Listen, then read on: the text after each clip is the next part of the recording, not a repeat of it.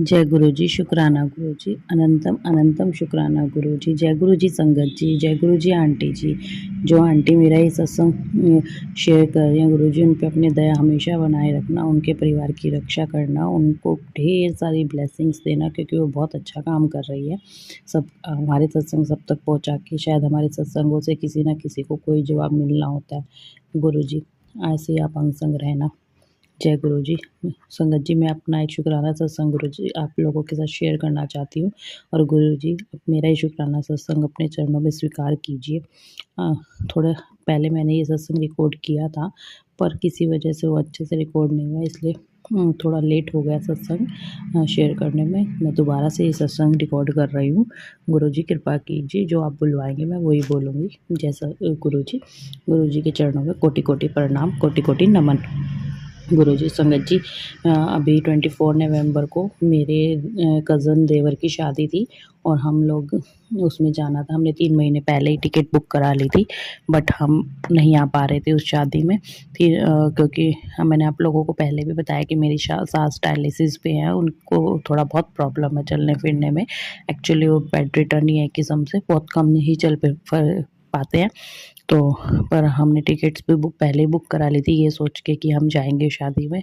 हम कोल्हापुर रहते हैं और हम वैसे प्रॉपर हरियाणा से हैं, तो हमें हरियाणा शादी में जाना था। पर अब इतनी दूर कोल्हापुर महाराष्ट्र से हरियाणा जाना बहुत लंबा सफ़र है, और इनको लेके जाना बहुत मुश्किल काम था। कैसे लेकर जाएं ये सोच के फिर लास्ट में हमने टिकट कैंसिल करा ली। पर हमारा मन बहुत था जाने का, हमारी टिकट्स कैंसिल हो गई।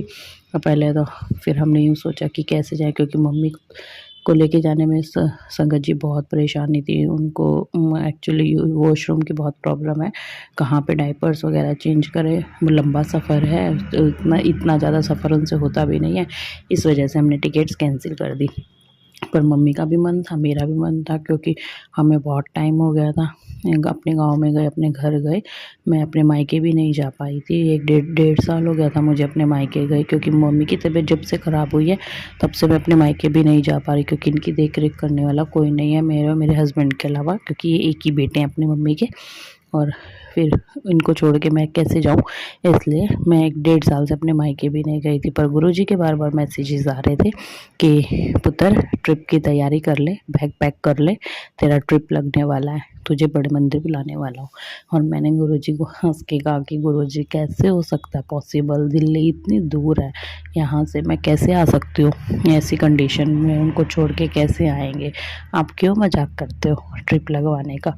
बहुत मुश्किल है, अब तो टिकट्स भी कैंसिल हो चुकी है, अब तो बिल्कुल इम्पॉसिबल हो चुका है आना।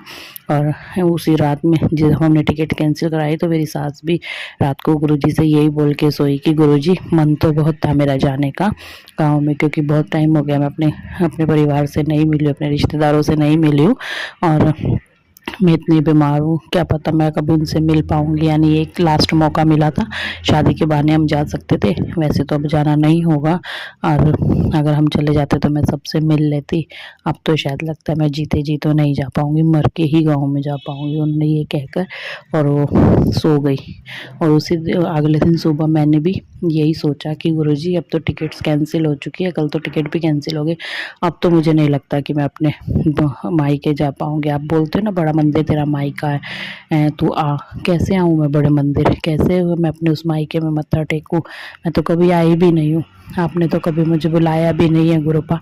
और अभी अब भी आना कैंसिल हो गया, टिकट भी कैंसिल हो गए, सारी उम्मीद ख़त्म हो गई अब तो आने की, अब तो नहीं आया जाएगा, क्योंकि यही एक चांस था शादी के बहाने आने का, अदरवाइज़ नहीं आया जाएगा इनको ऐसी हालत में लेकर। और फिर संगत जी बस मैं ये सोचती रही और अपना दिन भर काम करती रही। आप यकीन नहीं मानोगे, गुरुजी की प्लानिंग तो हमसे बहुत आगे चलती है। गुरुजी क्या करते हैं क्या नहीं, वो तो हम भी नहीं सोच सकते कभी भी। गुरुजी ने क्या किया कि मेरे हस्बैंड के मन में पता नहीं क्या विचार आया, क्या डाला गुरुजी ने, कि उन्होंने बोला हमें गाँव में, मम्मी गाँव में चलना है। मेरी सास बोली हाँ चलना तो था। बोले देख ले मम्मी, हिम्मत करनी पड़ेगी थोड़ी, अगर आप हिम्मत कर लो तो मैं आपको गाँव में लेके चलता हूँ। सब बुला रहे हैं, क्योंकि वहाँ भी सब बोल रहे थे कि बहुत टाइम से बीमार है, किसी कोई मिल नहीं पाया, इतनी दूर आ नहीं पाते हैं, तो कृपया आप सब इनको ले आओ, हम भी सब एक बार मिल लें इनसे, देख लें इनसे, क्या पता कब क्या हो इनको, क्योंकि वो डायलिसिस पे है 1 साल से।